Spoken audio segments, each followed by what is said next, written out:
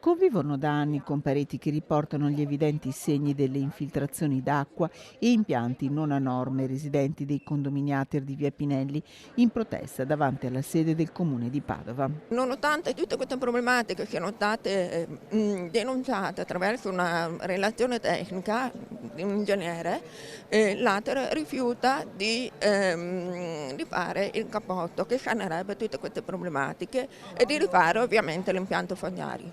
Oltre a questo abbiamo problemi anche per quanto riguarda la trasparenza delle spese condominiali. Abbiamo chiesto un consuntivo, noi non siamo mai riusciti ad avere i consuntivi delle spese effettuate durante l'anno. 6 gli stabili di Via Pinelli, aggiunge, 3 sono del comune, cui partiranno i lavori per la realizzazione del cappotto, sfruttando il bonus del 110%. Nei condomini Ateri invece tutto tace.